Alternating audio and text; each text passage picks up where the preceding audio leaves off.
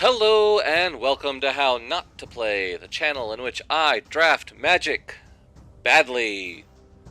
Today we are going back into the quick draft of Wilds of Eldraine. Give me some additional time to look over my cards and maybe make some better picks than we have in the past. So without further ado, let's go ahead and get into the draft.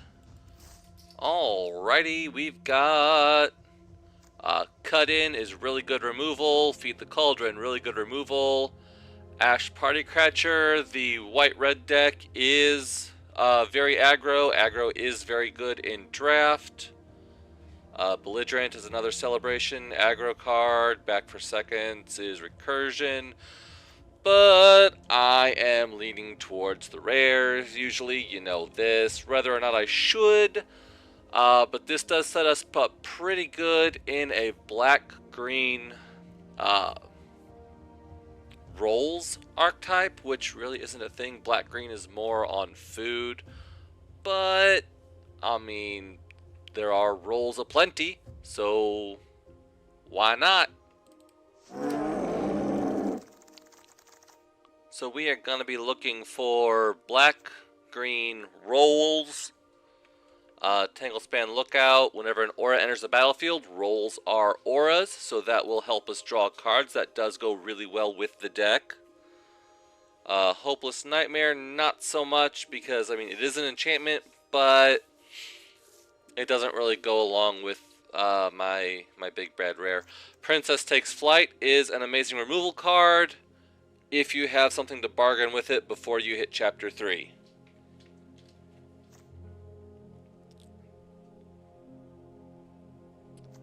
Cut In, once again, premier removal. It looks like white-red is pretty stacked. Maybe I should have gone with Ash Partycrasher in the first pack and just gone white-red aggro. We might live to regret that, or we might not live to regret. Anyway, let's go with Tanglespan Lookout here. Whenever an aura enters, draw a card, because we are going to look at a lot more auras, hopefully with those roll tokens. Let's see, Up the Beanstalk is green. Enters the battlefield, mana 5 or greater. You don't really have a whole lot of that so far. I might get some later on down the line, but I'm really looking at this Stab Wound. It is an aura. It goes on your opponent's creatures, but still that should trigger Tanglespan Lookout. Because it does enter under my control, even though it does enter on an opponent's creature, and it continually leeches them for 2 life per turn, or just straight up kills something. So I think that is a really good pick here. As far as my other colors, there's really not a whole lot going on here. A whole lot more red. Twisted Fealty would be really good in that, white-red deck, but we're going to go with Stab Wound. Keep on the black-green plan for now, see what happens.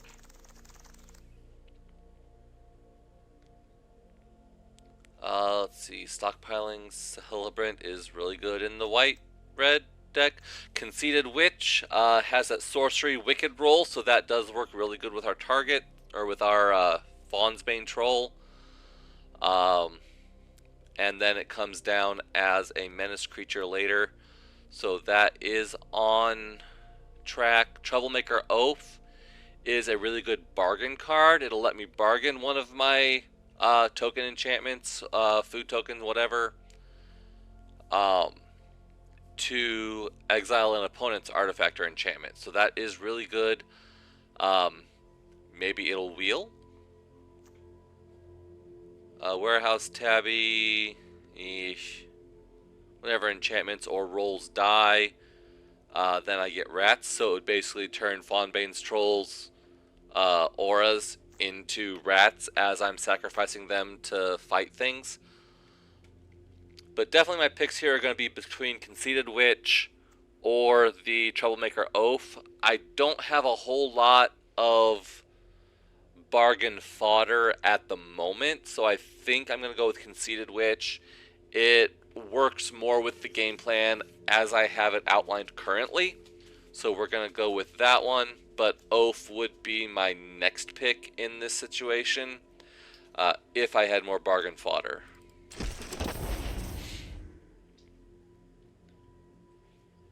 Okay, Vampiric Rites is a good enchanting tales.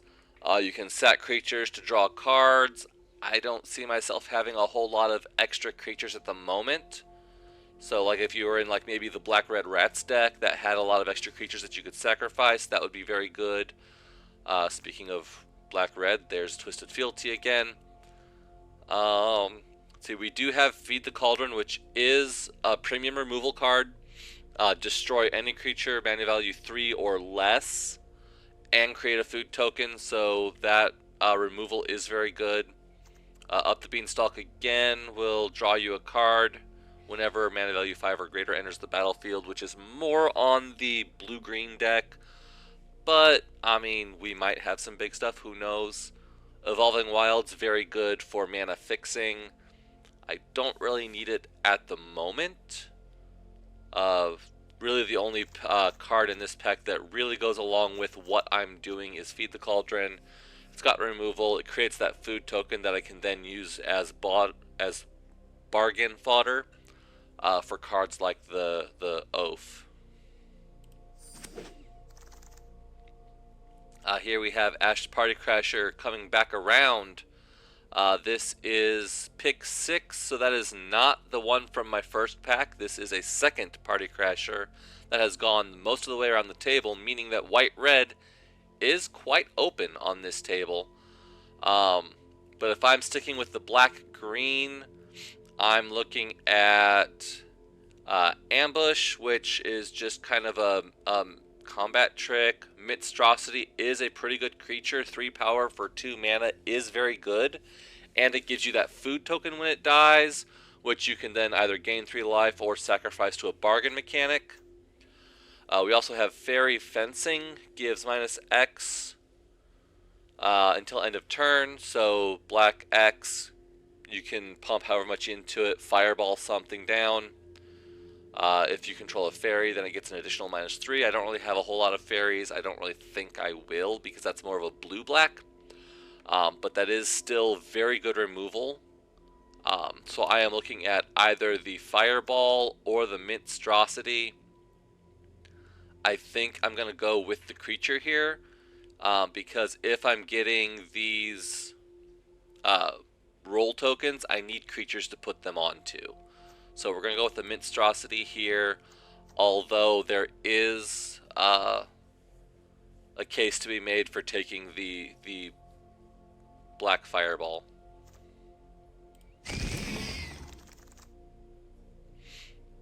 We've got white, red. The only green we've got is Tempest Heart, which cares about mana value 5 or greater, or Ariet's Whisper, which, I mean, discard and create a roll token. I do like those wicked roll tokens, so I think we'll go ahead and grab Whisper here. Evolving Wilds, also a very good pick, especially in an early in the draft, because you don't necessarily know what colors you're going to be. Like right now, I'm very heavy black. I might end up black-red or black-blue and just splashing green for the troll or the lookout. So honestly, green does look like it's pretty dry. I might want to take the Evolving Wilds just to enable a splash for the Faunsbane troll. Let's see here, we've got another Whisper, and we've got Return from the Wilds, which lets me tutor up a land. Once again, very good for splashing, and it creates a human token or a food token that I can then use to bargain with, so that is also very, very good. I want to go with Whisper for the Wicked Roll token, but I think that the land tutor is probably just the strictly better play. So we'll go ahead and take Return from the Wilds. There's no green in this pack. I either have Stingblade Assassin, which when it enters the battlefield I can kill something that was dealt damage, or Fell Horseman, I can get something back out of the graveyard. I think I'm gonna go with the Stingblade Assassin for the flash flying more so than its text ability, but its text ability could prove useful too. But having that flying, that evasion, is a very good creature that I can then put Wicked Rolls on to make it even better. The only thing on color here is Spider Food, Territorial Witch Stalker. Nothing on color here, so we've got 3 bowls of porridge, which will either do 2 damage, it'll shock, it'll tap, or it'll gain 3 life. I think I'm going to go with the Crystal Grotto here for the mana filtering, the mana fixing portion. So we'll go ahead and grab that.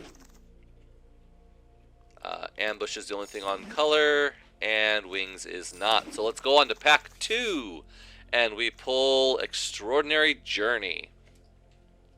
Very good in the green-blue archetype. When it enters the battlefield, you can exile things, and then whenever anything is cast from exile on your side or your opponent's, you draw a card.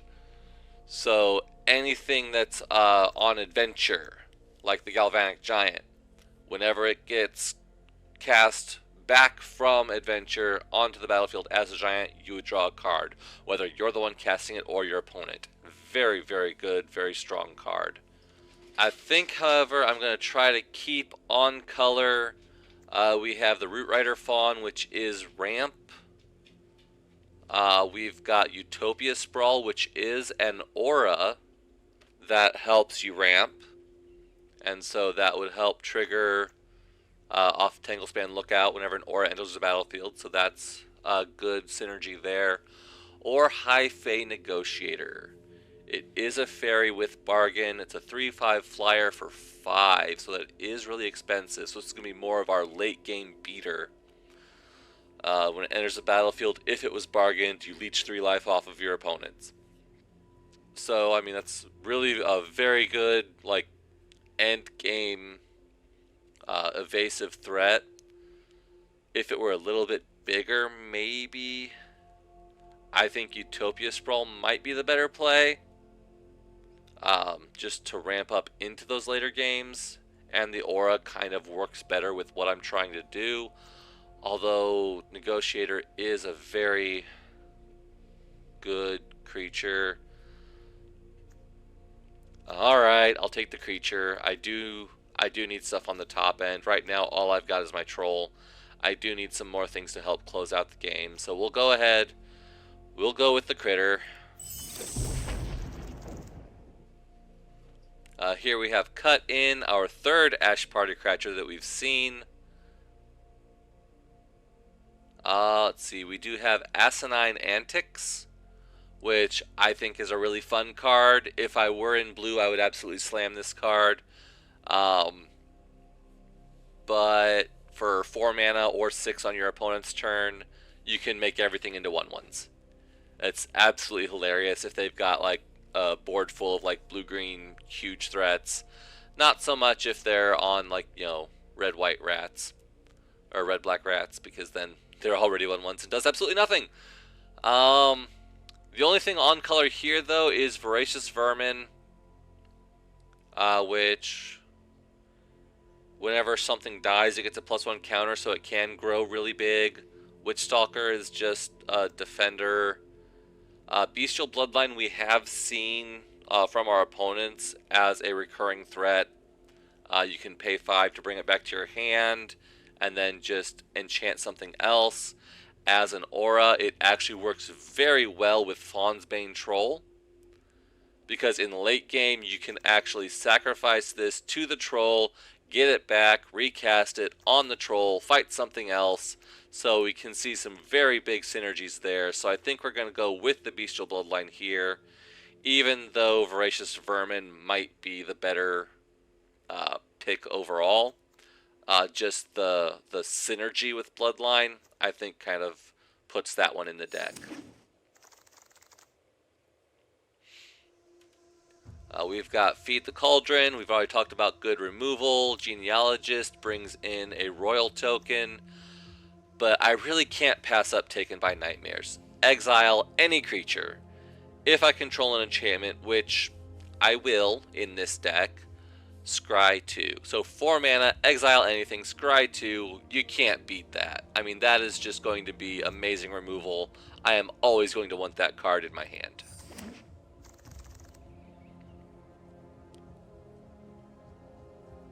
So let's see here, we've got Graceful Takedown is removal. Any number of enchanted creatures and 1 non-enchanted creature to all team up to take down something really big. Very, very good removal. Hollow Scavenger, Sorcery, Adventure to take a food token, and then it's a 3/2 that you can pump with your food tokens to make even bigger. Hopeless Nightmare we've already seen, doesn't really jive with the deck. Spider Food is situational removal. I think we're going to go with Graceful Takedown here. Just because I am going to have a lot of enchanted creatures, so I'll be able to team up to take down some really big stuff with that. And removal is always good. Our second Neva Stalked by Nightmares in as many packs. Alright, I like that. Here we've got a Feed the Cauldron. We've already talked about that one. Hollow Scavenger we've already seen. Hamlet Glutton is just an amazing finisher. You cast this card for 5 mana because you can bargain it with any of our auras, any of our food tokens, and it's just like instant board stabilization, huge threat. Plus you can put a Wicked Roll on him to give him +1 into the trample. I mean, it's just very, very good. I mean, I can't pick that. I can't not pick that card. Let's see, we've got an Ashiok's Reaper here. Whenever enchantment's put into the graveyard, draw a card. I am going to have a lot of enchantments, so that might actually work. Return from the Wilds is kind of land fixing, gives us bargain fodder for our Glutton. Rat Out, possible removal, gives us a rat token for some bargain fodder.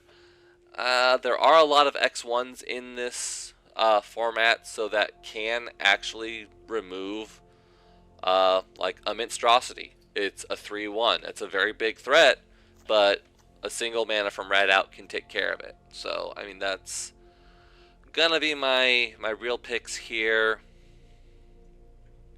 I think I like Ashiok's Reaper because I do have all those enchantments that are gonna have some synergies going out. So I think that's going to be my pick here.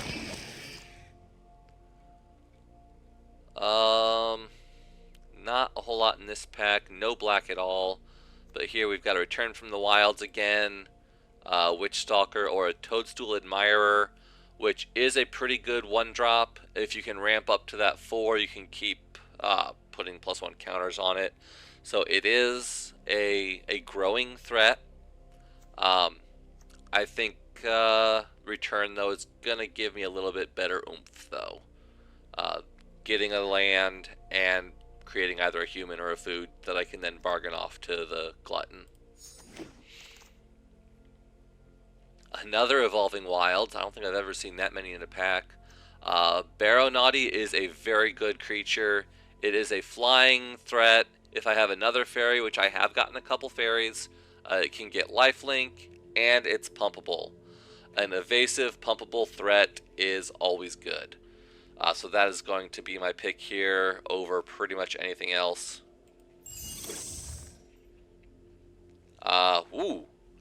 Nothing on color here. So we will use my control. So we'll use my Alt key to see what I've got on my collection. Looks like Battle Garb or Galvanic Giant, so we'll take the Giant for collection. The only thing on color is Witch Stalker. Once again, nothing on color, so we will take Johann Apprentice Summoner. Even less on color, so Twin Veil Guide. I've already got both of these maxed out, doesn't matter, we'll just keep with the blue. And at least Sugar Rush is on color. It's probably not going to make the deck, but there we go. And we've got Red Cap Gutter Dweller as our rare here, so we are not in red, so we're going to have to pass him, unfortunately. We do have another Hamlet Glutton, which is very good. Another Taken by Nightmares. Removal is always at a premium. And the Witch's Vanity. Destroy with mana value 2 or less, create a food and a wicked roll. So it's definitely going to be between Taken by Nightmares or Witch's Vanity. Vanity does give me a wicked roll token, which I do want to get roll tokens. I really don't have a whole lot of them in the deck. So I think that's going to be my play here just because of that rank 3. Dream Spoilers whenever you cast a spell on an opponent's turn. I don't really have a whole lot of flash interaction here, so I think we'll pass that. Shatter the Oath, destroy creature or enchantment, create a wicked roll. Definitely like that. We've got our Troublemaker Oath again. So that probably isn't going to wield, but I would rather take the creature removal over just the enchantment removal. We do have a Mana Dork and another Up the Beanstalk. I've only got 2 cards that will actually trigger it though, so I'm definitely going to go with Shatter the Oath here.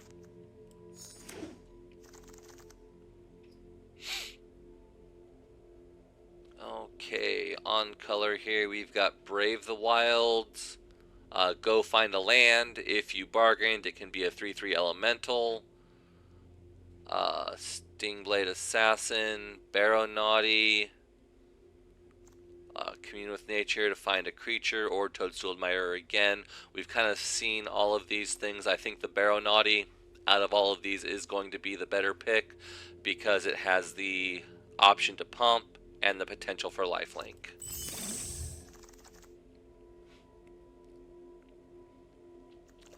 Garruk's Uprising. I don't really have a whole lot with power 4 or greater, so that really doesn't do a whole lot for me. Commune with Nature. Probably Scream Puff is going to be my pick here, just as a late game beat stick.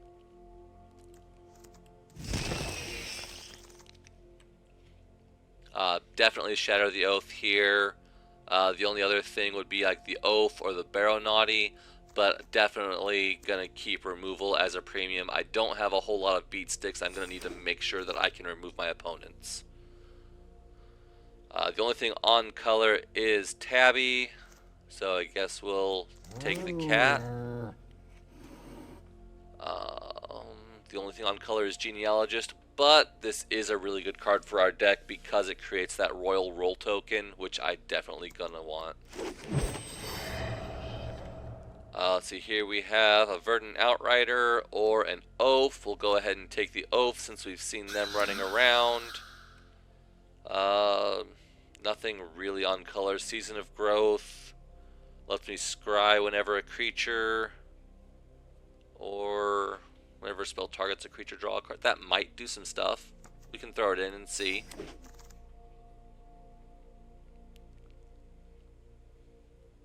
Ground Seal shuts off graveyards. Up the Beanstalk. Draw a card. I've only got, what, 3? 1, 2, 3, 4. Oh, Shatter the Oath does. 5. I do have a few different cards that can trigger it now. I still don't think it's necessarily going to be better. I think we'll grab the second Oath. I guess Admirer. Commune with Nature is the only thing on color. None of these are on color, so we'll take Crescendo for the collection. Alright, so like I said, the main focus of our deck is going to be here with the Faunsbane Troll, creating rolls attached to our creatures to make them bigger and more powerful. The troll itself, I can sacrifice the aura to fight something. Now sacrificing the aura that's on it will remove it, so if I remove the monster token, I have to remember that it's not going to be fighting as a 5/5, it's going to be fighting as a 4/4. So I have to keep that in mind as I'm choosing fight targets. But we're definitely going to keep the Shadow of the Oaths. Those are our removal. Scream Puff, Negotiator, and Glutton. Those are going to be my main finishers, along with the Troll itself. So here we've got some trimming to do. Reaper, it's got that enchantment synergy to go with it. Assassin really doesn't, so we'll put it kind of in our maybe pile. It's just a 3/1 flying for 4, so I don't really know how much good it's gonna really. It doesn't really go with the deck. Taken by Nightmares, definitely want my removal. Conceited Witch does that Wicked token, definitely want that. Removal token.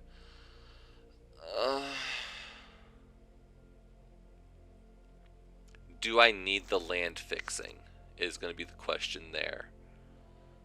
Because 15.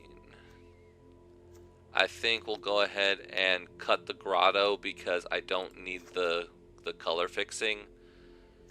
Let's see, it's 16, 17 lands.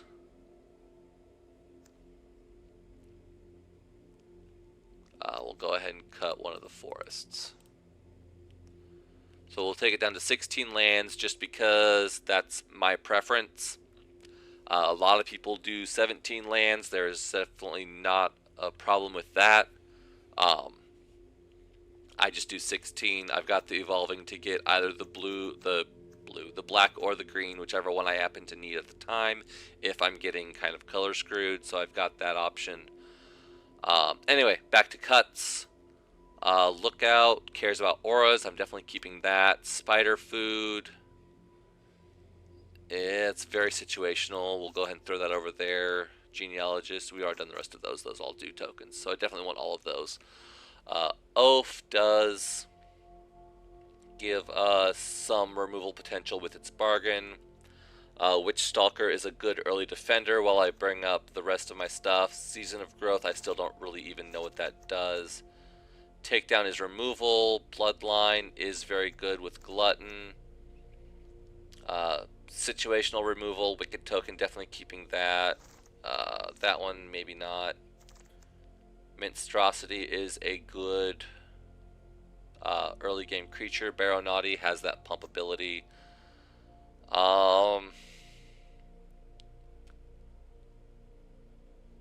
Leaping Ambush, yeah, we'll probably get rid of that. Commune, just to search for a creature, maybe. Tabby might get me a whole bunch of rat tokens, so that does have some byplay. Let's see where we're at. So of our maybes, we've got Assassin, Spider Food, Return from the Wild, Season of Growth, Sugar Rush, Leaping Ambush, all gone. Puts us at 42.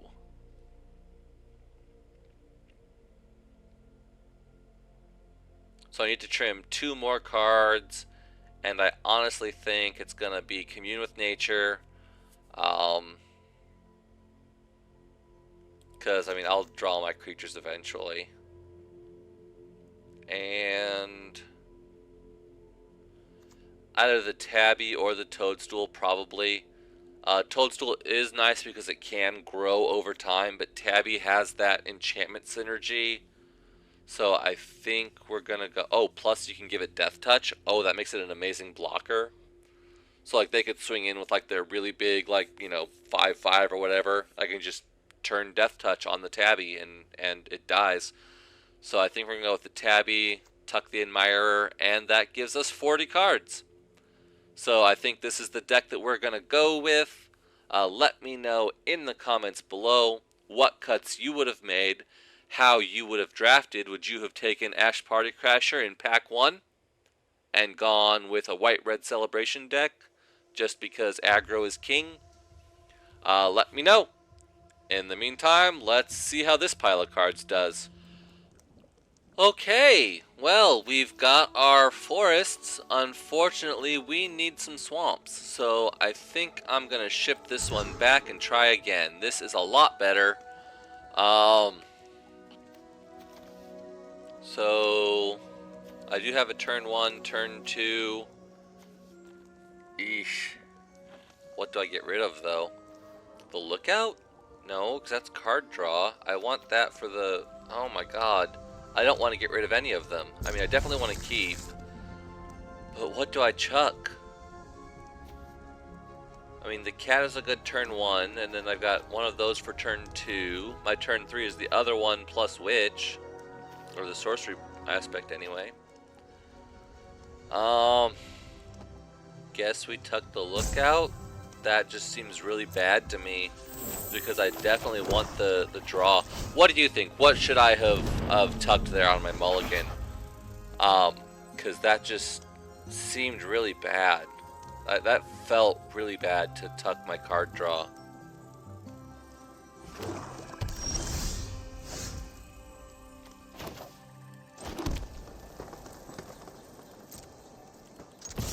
So they could have a rat out to kill my tabby, but they don't, so we'll go ahead and drop my Barrow Naughty.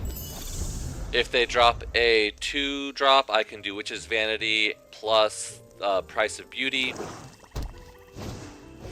Oh, they've got their own Barrow Naughty. How very nice. Oh, never mind, I didn't draw a land, so I can only do one of the others. So we'll do Witch's Vanity. Destroy target creature an opponent controls with mana value 2 or less. And swing in. Hopefully I draw another land at some point.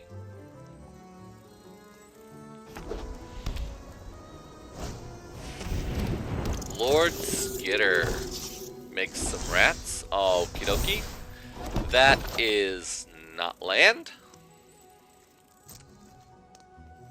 We'll keep swinging, I think, with the flyer. Yeah, I think I'll go ahead and Wicked the cat. Maybe I should have Wicked the Naughty and just not attacked.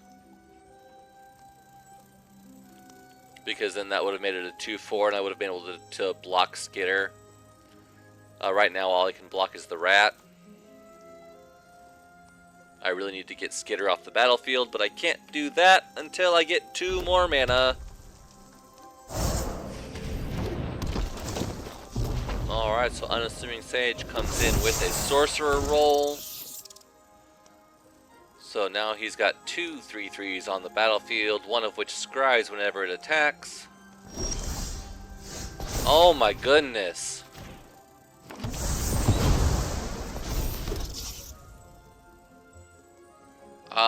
Yeah, I can't do anything. I mean, I could attack in, but I think I'm gonna need the blockers, so we're just gonna go ahead and end turn. And pray I draw some land. Oh my, that is just amazing. I mean, whenever something of his dies now, I just... Yeah, there's no way I beat this deck. I mean, I need 2 removal spells now. One for the Rat King who keeps making rats, and one for the Vermin who's just going to get bigger every time they die. Because now he's just going to start swinging with all of his little 1/1s, which I'm of course going to block and kill, which is going to increase the size of his Vermin until I just can't deal with it anymore.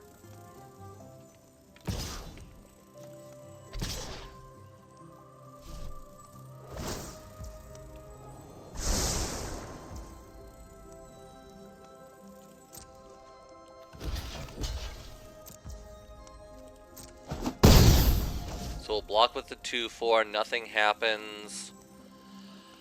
I can't really do... I'm wondering why he's playing so safe. I mean, he should have swung with his, little ones to pump up the Vermin. I'm still not drawing any lands, so nothing I can really do here.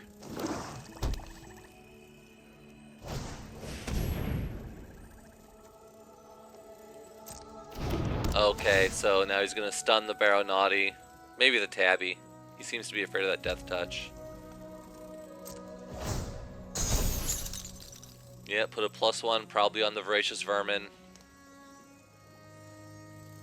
Maybe the Sage. He does like the Sage. Or the Sewer King. That way it can actually attack in. I mean, he's just got a whole host of options that he can do here. And I am just mana screwed beyond redemption.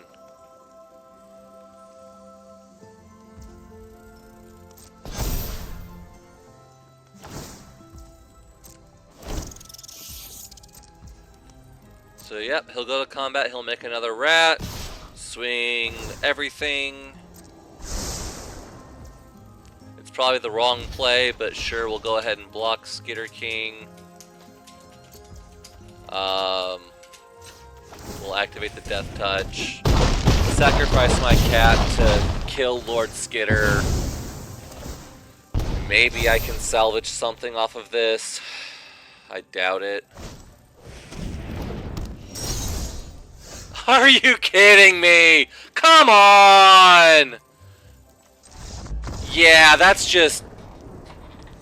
You can't play the game if you don't draw any lands. That's just horse shit. Alright, maybe I should have just stuck it out because, I mean, I had to have drawn a land at some point. My deck was dang near 50% lands at that point in the game. I would have been drawing lands. I had to have drawn lands eventually, and then I could have gotten back in the game, maybe been able to get rid of some of his stuff, but I mean, I was just, it's just, I mean, that's why people play more lands, obviously. I mean, if I'd been playing 17 lands instead of one of those, maybe I would have drawn a land earlier, who knows? But if you do find yourself getting consistently mana screwed at 16 lands, go for 17. I have found that, yes, occasionally I do get mana screwed at 16 lands. Generally, I have a pretty good mix. So, every now and then, you're just going to get mana screwed. That's just part of the game. It's important to just kind of brush it off, understand that it happens, that it's going to happen, but it's not going to happen every time.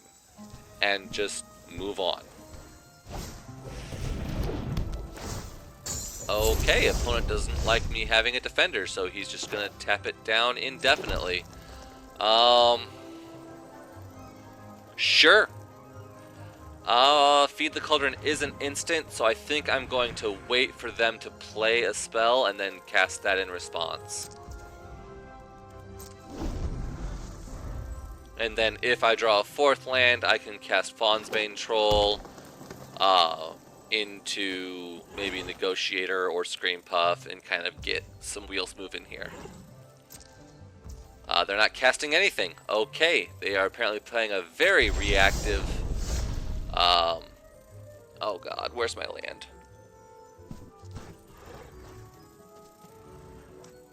I guess we'll cast the Witch then, because it's all I can do. I don't want to do that. I really want to put that Wicked Roll out and then cast the Witch. But, I mean...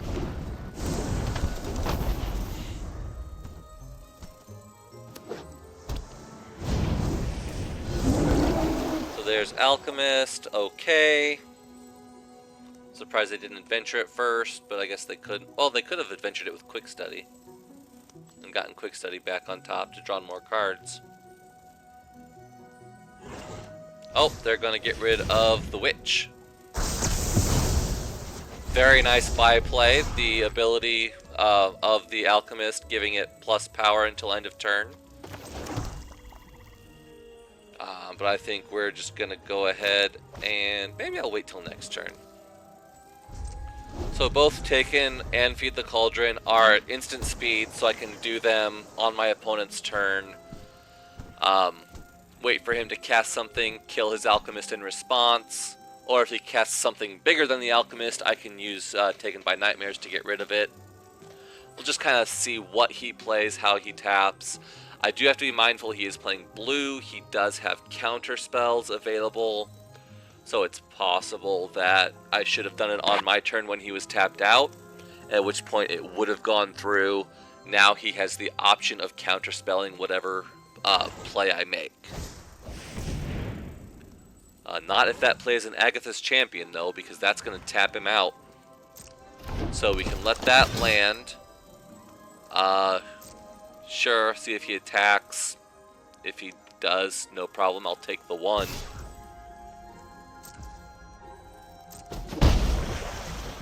And then we'll just go ahead and get rid of Agatha's Champion. Unfortunately, I don't control an enchantment, so nothing will happen there. Let's go ahead and bring out Faunsbane Troll. It will come into play as a 5/5. And let's see what the opponent does about that. If I get one more mana, then I've got access to Shatter the Oath, which can get rid of something if he does bring in something bigger. Like an Archive Dragon, except it's got Ward 2, so I actually need 7 mana to kill it with Shatter the Oath.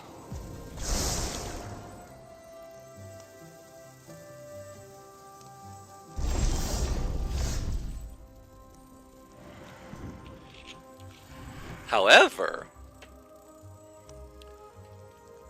Takedown does work. So any number of enchanted creatures. He is enchanted by the Bitter Chill, so he does count for that, even though I don't control it. So we will target the Archive Dragon. I will now have enough mana to pay the ward because Takedown is only 2. And then I can actually swing in with my Troll as a 5/5. He is tapped out, so he can't do anything about it. And that was a lucky draw.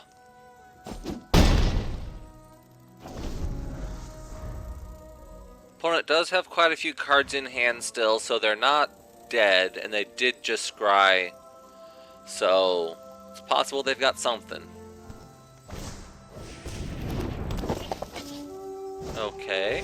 Alright. Those are some creatures.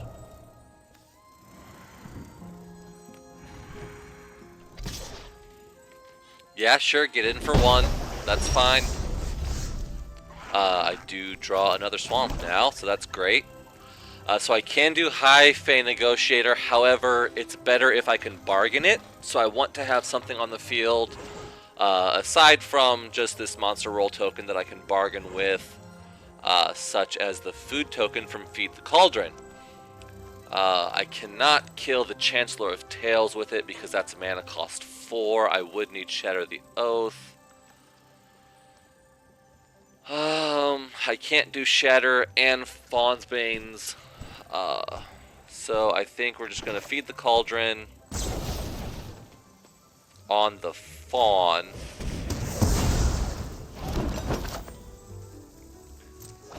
Get in with the Troll.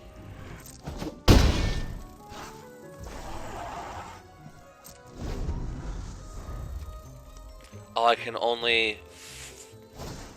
Didn't realize that was only as a sorcery. I should have done that at the end of turn. At the end of turn, I should have done the fight with the Faunsbane Troll.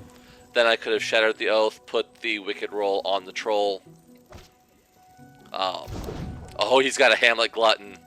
Oh, except he doesn't have anything. He can bargain with the Winter Chill. Looks like he's doing it. He's doing it. All right. Sure. That can all resolve. Absolutely, yes.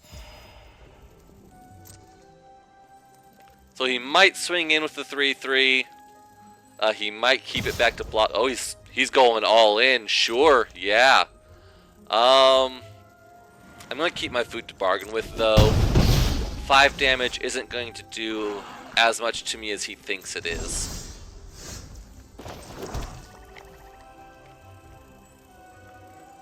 So now I can...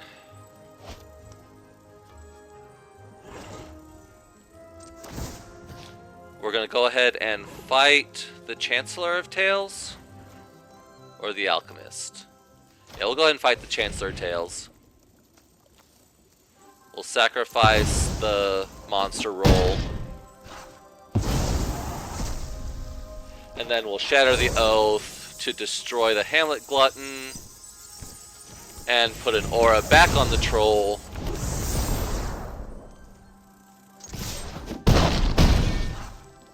Down to 5. Okay. What's that do? Return a card from exile. Exile my graveyard. Alright, sure. I am playing black. I could have Graveyard Recursion. That is not a bad play. Let's go with... Alright, this is probably going to look really weird from my opponent's viewpoint, but we are going to sacrifice the Wicked Roll. That's going to deal 1 point of damage. Fight the Sentinel, get rid of it. And then I am going to swing out. He has to block the troll, which will kill the troll. Which leaves him with just a Witch Stalker. Leaves him at 1. And then Negotiator bargaining the food token should finish the game unless he has a counterspell. He has a counterspell. Well, I might have just screwed myself then.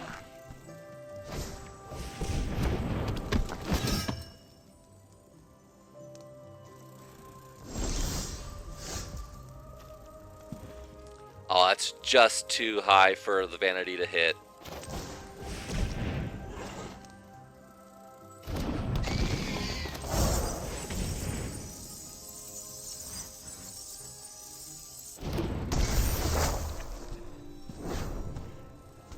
I think I'll hang back. I can attack with the Witch Stalker next turn. If he attacks me, he just leaves himself open, so he really can't. He has to drop another blocker, or else I just swing around him. Or he has to find a way to get rid of one of my creatures. That is a blocker, okay, so he can survive.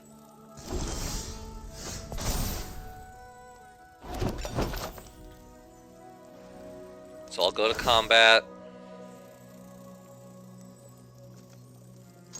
We'll swing out.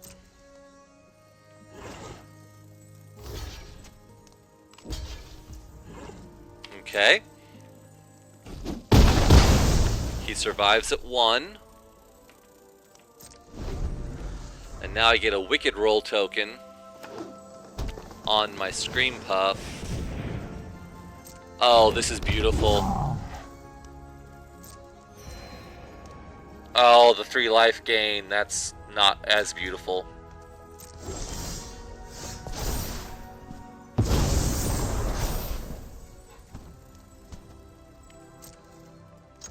Alright, well, we'll swing in. He has to block or he dies. And that gets rid of his glutton. Wicked Roll deals 1. And let's present lethal. What's your last card? Genealogist. Alright, we're not done yet then.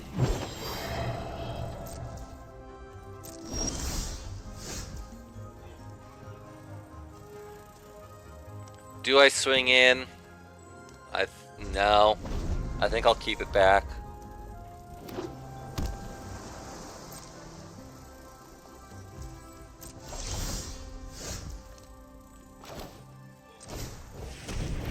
Alright, that should do it.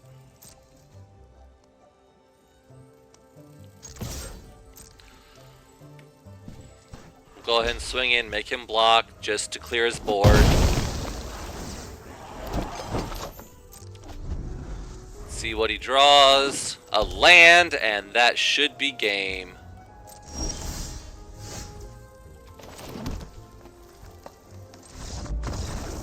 Because I can just pump the Barrow Naughty twice to do the requisite 3 damage. And that was a well-fought battle, but we finally got there in the end. I suppose in the effort of teaching you how correctly to play, I should have played around that counterspell. Knowing that he had blue mana open, I should have played around the counterspell by casting the fairy first. And then, if he did or did not counterspell the fairy, then I could have gone into my combat step. Looks like opponent is on a very aggro deck, and I am color screwed. So, I hate when this happens. So I think we're going to go ahead and stab wound the slinger. It gives it -2, so it becomes a 0/1. So it kind of, you know, takes care of some of the aggro coming at me. More importantly, it will not kill the creature and force them to take 2 damage every turn. So I now have them on a 10-turn clock unless they can find a way to kill their own creature. Or me. They could kill me. that's also a possibility. Especially with the Imidane's Recruiter. Yeah, So here's 6 coming at me. Hit me for 0 with the slinger. Okay. Hey, a forest! Alright. Or I could troll. Let's go ahead and do troll. The 5/5 should stop any incoming attack. If I draw another forest, I can sacrifice the monster roll token to bring out my Hamlet Glutton, which should hopefully finish off the game. It looks like opponent was kind of color screwed too. Ooh, hello Ruby. So they're actually on a red-green big stuff deck. They're looking to see if they can do 5 damage to me. They probably have a cut down. Oh no, he's just going to go for the roll token. Alright. Interesting play. It does cut me off of Hamlet Glutton next turn though.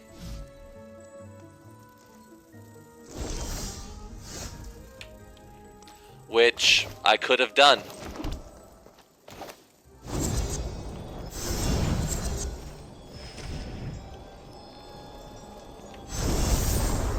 So let's go ahead and do Wicked Roll there so that I dodge a cut down.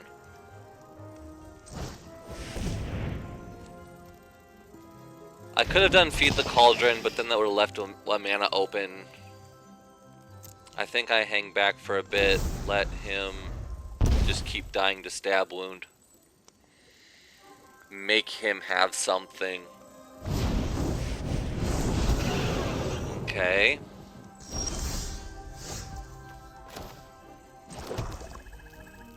So I have 6 mana, I can do Witch.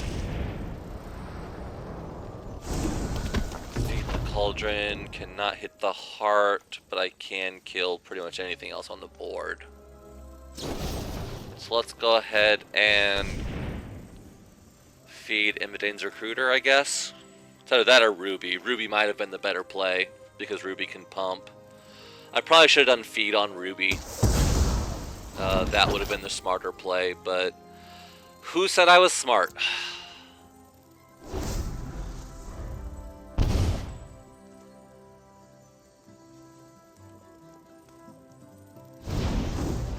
Yep, there we go, Beanstalk Worm, and now Ruby can grow into a 3/3.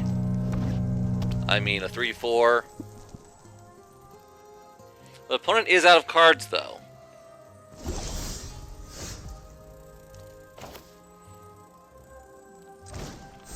So we're gonna go ahead and bargain the Hamlet Glutton. Gain 3 life from the food anyway, and now I've got a 6/6 trample on the board. I still don't have any good attacks though. And he still has to find some way of getting rid of Stab Wound.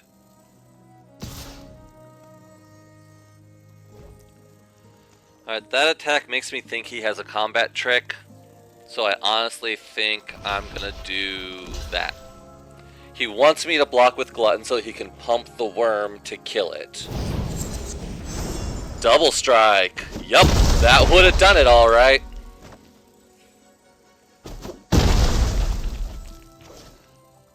I mean, he still kind of 2-for-1'd me though, so I don't know if that was any better.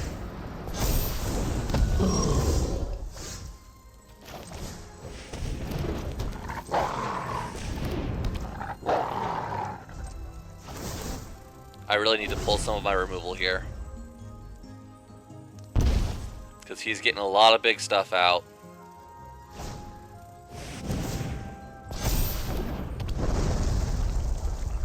If a source you control would deal damage to a player, it deals triple damage instead. Alright, well, I think I'm dead. Alright, so even if I block his X2 with my 6/6, it still is gonna die, so there's no point in... I might as well only block the stuff I can kill. I guess we just do that then. Yeah, That enchants... Oh, it's got trample! I didn't even see the trample! Oh, God! But yeah, that enchanting tail's just... Yeah, triple damage. Just put it right over the top. There's nothing I could do once that hit. I mean, honestly. I don't think I really made any misplays that game, though. Except maybe not mulliganing. So this turn we do have our Evolving Wilds that I can actually pull up the swamp that I need. If I remember to use it. So we'll just go ahead and do it now so I don't forget.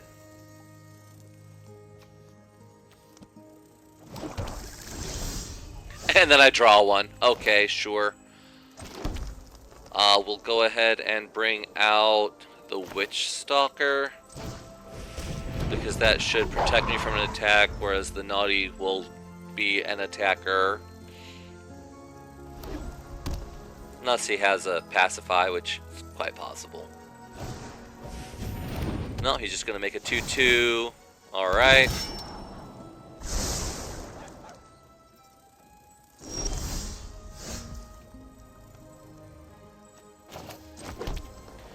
The Oath at this point is just a 2/2. It doesn't do anything, and even if I did, I wouldn't want to get rid of that because he'd just get the Scry trigger off of it. The Genealogist might be... Well, no, I think we'll do the Naughty, and then I can Genealogist to put the token on the Naughty. Ooh, Shatter the Oath, that's a good one.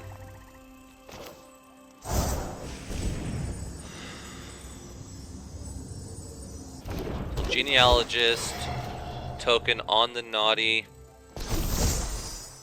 and now we can swing with the Fairy, do 2 damage, hopefully. Alright, well, he does have the 1 to pay the ward, so I guess he does destroy my Barrow Naughty. Unfortunately, that's something that could happen. I'm just glad it happened now and not when I've got my Scream Puff out.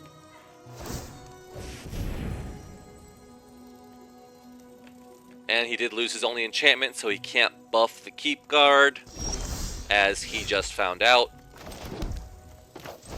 Let's go ahead and drop the Scream Puff, and I think we'll actually go on the offensive here. He's just going to take it? Alright. It is possible he has another Light Blades, or that Frostbridge Guard just shuts me out completely. Is the guard worth shattering? I think because it's a recurring tap,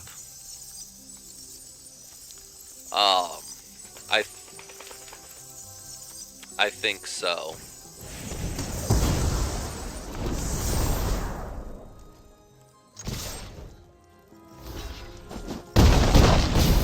So he is going to chump, only take 5, go down to 10.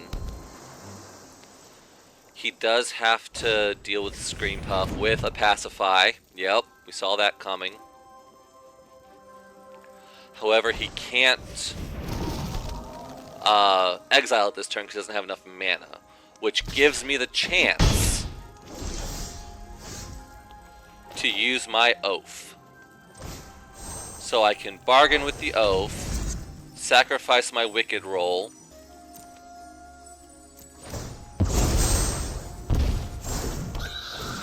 enters the battlefield, exile the enchantment, go to combat, and I misplayed because I should have cast the Warehouse Tabby first, because then when I sacrificed the enchantment I would have gotten a cat out of it. But opponent realized that I was just going to steamroll them anyway, and they let me hit them. Instead of blocking, they just took the damage to face, and we ranked up. Oh wow, I'm getting paired up to a gold opponent? They must be doing really bad. Alright, we'll start off with... I suppose it doesn't matter, because Barrow Naughty is going to be our first actual play.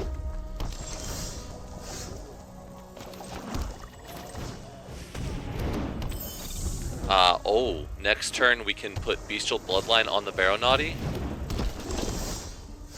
This looks pretty sick to me.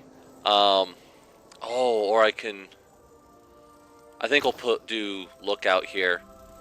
Because next turn... Oh. Yeah, let's go ahead and attack. I want to make sure he survives, though. What do you do? +1 in trample for celebration. Okay. So, if Naughty survives, I can do Bestial Bloodline to give it +2. Wicked Roll to give it another +1. And from Lookout, draw a card off of each. So, this just is going to be sick, right?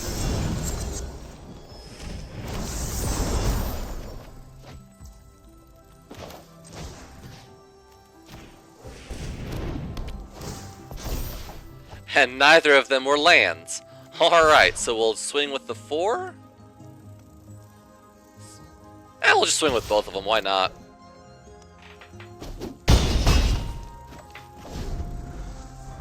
So it looks like he's got some kind of kill spell for the Barrow Naughty.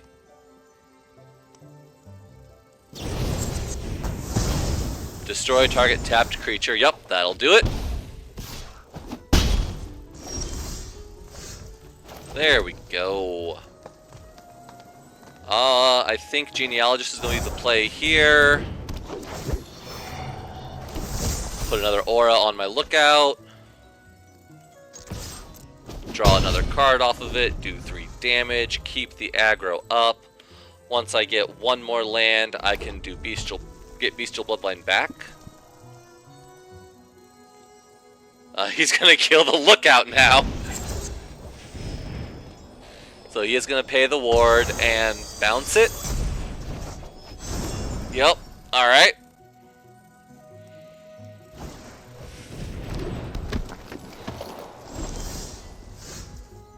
Okay. So now I've got 5 mana, but I can't bargain anything. So I think... I'm kind of screwed here. We'll just go ahead and put some creatures out, I think.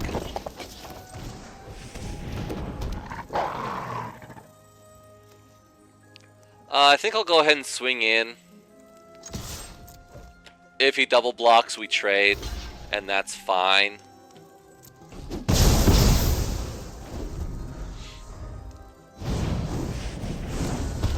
Now he's getting some really big stuff, which is... I don't get the scry trigger, but I do need to get rid of that.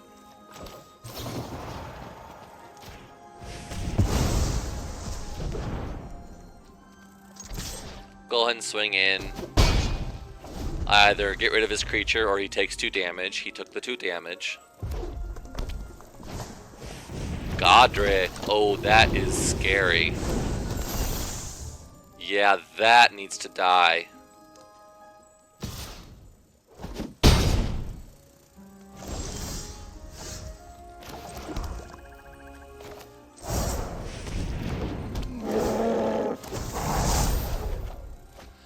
I can save it for the Glutton, but I'm only 1 mana away from hard casting it. I think my best bet here is to fight the Godric.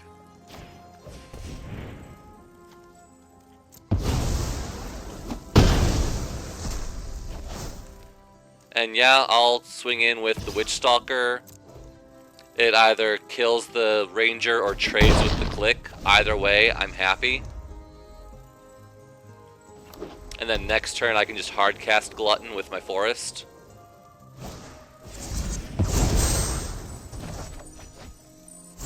Okay, he's gonna bounce the Lookout again. Awesome.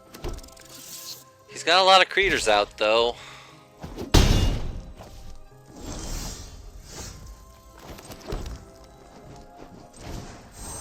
So we'll just hard cast the Glutton. Oh shoot, he scared the crap out of me. Yeah, we'll go ahead. Swing with the Witchstalker. Should I swing with the Troll too? Sure. He'll have to block the Troll. He can double block the Troll to get rid of something. Oh, very nice trick. Very nice trick. Except now he's down at 1, which means that High Fate Negotiator might just be lethal on its own if I can get something out for it to bargain with. Something like a Feed the Cauldron. So we'll Feed the Cauldron, get rid of something, create a food token. He might have Disdainful Stroke. We'll go ahead and bargain the food token away to leech 3 life. Good game. The Glutton was a red herring! Well, we've got the wilds to go pull my swamp, so I suppose this is a keep. And I've got my Glutton for the top end if I can ever make it that far. Hopefully. Hey, there's my swamp. I don't have to wilds for it.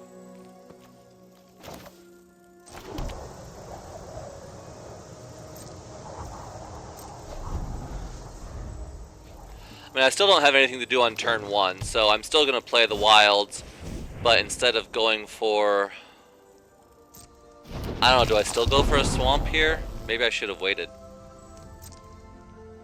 He's probably going to swing. Yep, swing for 1. I do have a lot of removal that's double black, but I've got my Glutton in hand that's double green. So I think I'm going to go for a forest here.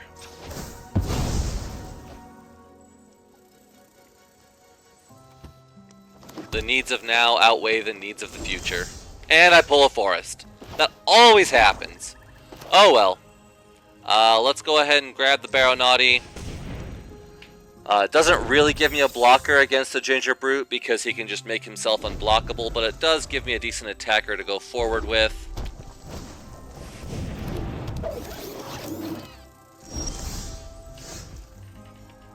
Alright, so here we will go ahead and just drop more bodies. No reason not to attack. Now Catapult will untap whenever he casts an instant or a sorcery, so I need to be aware of... Oh crap, double Catapult? Whew! This is gonna do some hurt. They are artifacts though, so Oath can destroy one of them if I ever get something out to bargain with. Or the troll can just run over them. That's also a plan.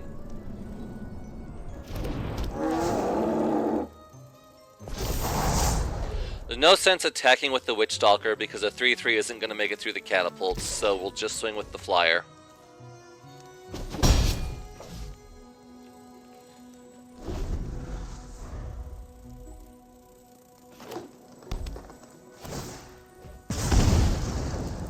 Whew. Alright. Yep, use the catapults. Why is he doing it? He must be casting a sorcery, yep, to gain control of the troll. Alright, well, that is certainly something he can do. And then the catapults untap so that he can shoot me again. Yeah, I'm not going to block it. But he can use it to fight my Naughty now. Ooh. I wonder why he didn't do that. Oh, because he can't sacrifice the aura because I still control the aura. He just controlled the troll. So he can't use the troll to fight. Alright, so I think we're going to feed the cauldrons on one of the catapults. Make my food token. He's going to hit me for 1 in response. That's fine. That food token might help me survive. We're going to go to combat. He might have a pump spell that will let him kill the troll.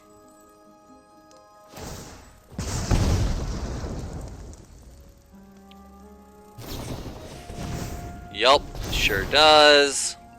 That's unfortunate. But at least it's out of his hand.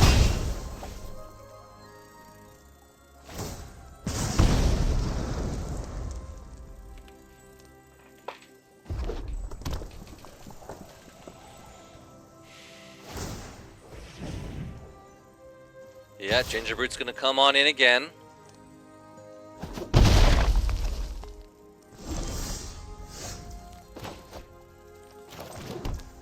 Alright, I can do Glutton, sacrificing the food to gain 3 life, or I could do Oath, sacrificing the food to kill the Gingerbrute. I think is what I'm gonna have to do.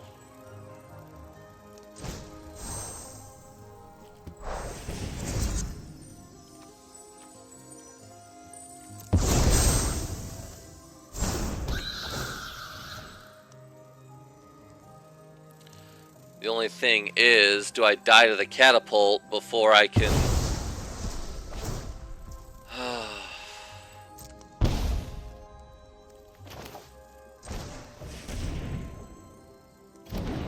I need to find a way to get rid of this catapult now.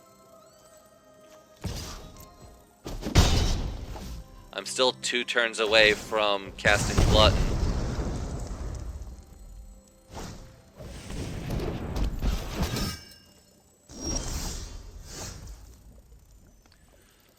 I can't cast that either.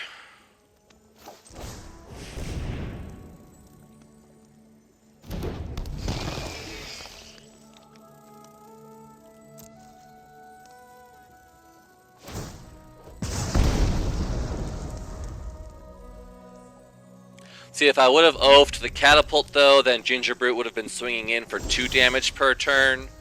So this is still the best play. So I need that wicked roll.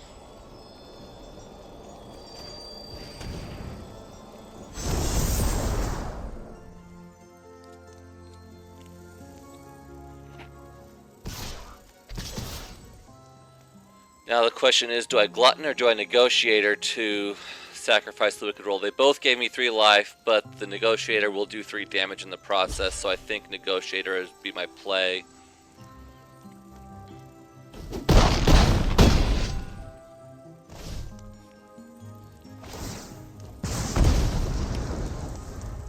I'm honestly dead to any spell here. It's just a land. Oh god.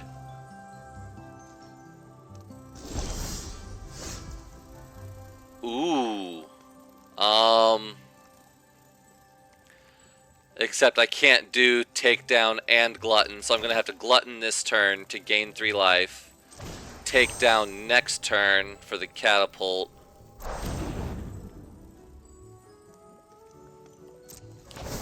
So I think we're gonna go to combat first.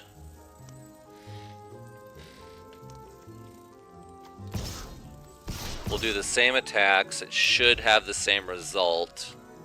Except I've got 10, so he has to block something. Okay, so he is going to sacrifice his Skewer Slinger. Save his catapult, because catapult's his win con. I could take down here to kill the catapult, go down to 1, but then if he's got any kind of direct damage spell, well, I'm still dead to any kind of direct damage spell.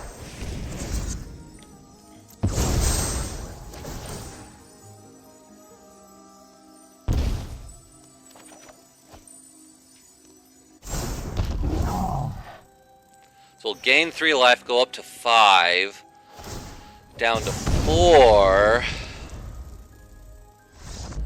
Oh, thank God. Oh my God. Whew, that was close. Any direct damage spell, like if he had any kind of lightning bolt effect, I don't even know what there is that can hit me, but there's a bunch that do 3 damage to a player. I can't think of any off the top of my head, but I know there is some that could have dealt 3 damage to me, hit me twice with the catapult. That was very, very close. I suppose this is a keep. I mean, I've got Vanity. Oh, I don't know. It's not the best hand for sure.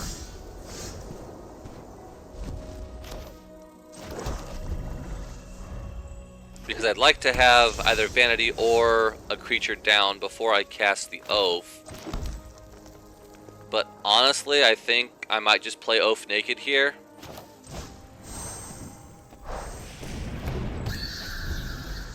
Although they are playing white, so they are going to have like a bunch of enchantments, like Princess Takes Flight.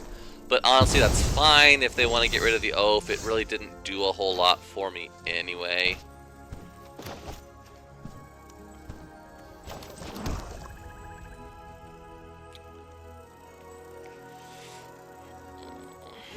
I think I'm going to save the Witch.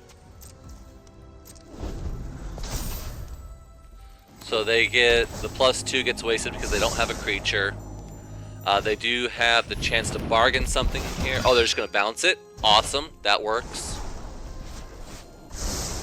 And then that way the Oath is exiled forever.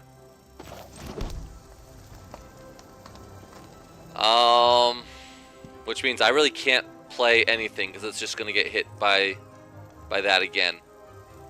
Alright, we'll go ahead and drop the Witch as a target for Princess Takes Flight.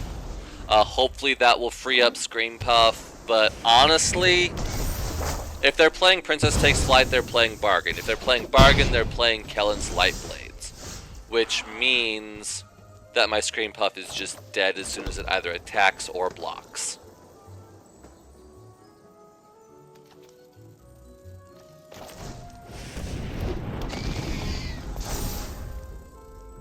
So this time the Celebrant is going to get +2 in flying. They're playing white-blue, so Scream Puff is just going to get tapped down. Oh, Candy Grapple with Bargain does -5. Yep, not the trick I was expecting, but I was expecting a trick. I could have done Shatter the Oath on... Oh well, that doesn't matter. If I would have Shattered the Oath, the enchantment, they wouldn't have had the bargain fodder, but I still would have lost my creature.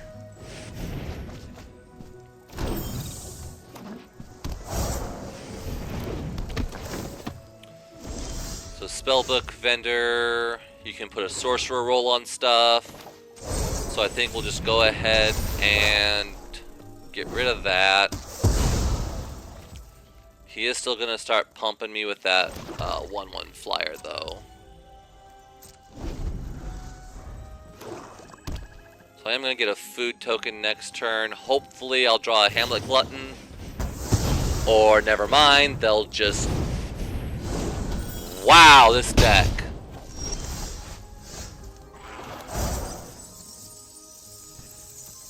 What's it got? Ward 1. I can pay Ward 1.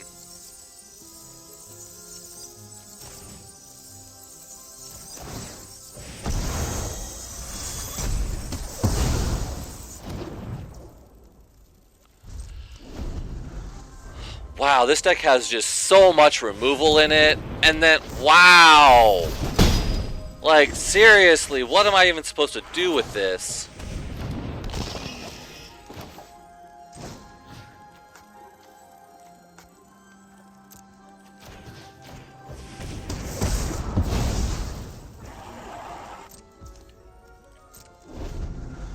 What kind of removal do you have now? Cooped up? Nope, Snare Master. They're just going to tap it down with Snare Master. Alright.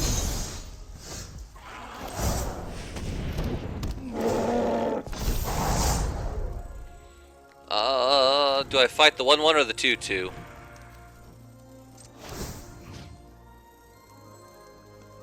Sure, we'll fight the flyer.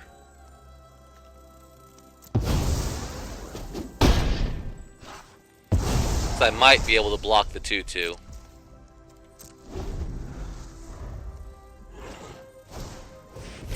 And there goes my troll. Which means that the knight is going to get flying next turn. So I've got to do Negotiator naked. I can't bargain it because I have to have the flying blocker.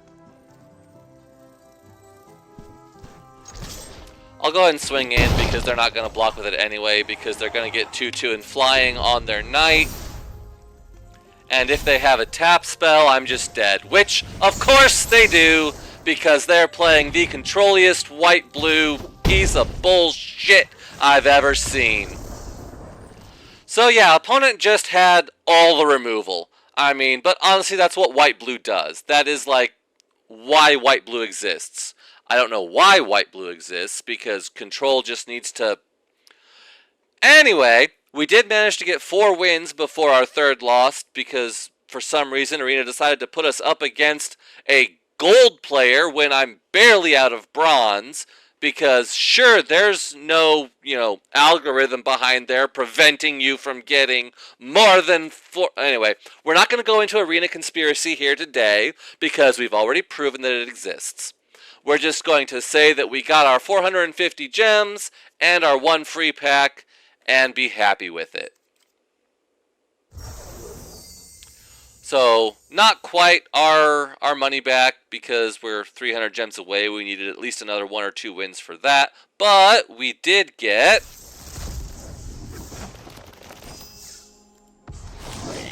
a red-capped gutter dweller, which we saw in draft but didn't pick because we weren't in red.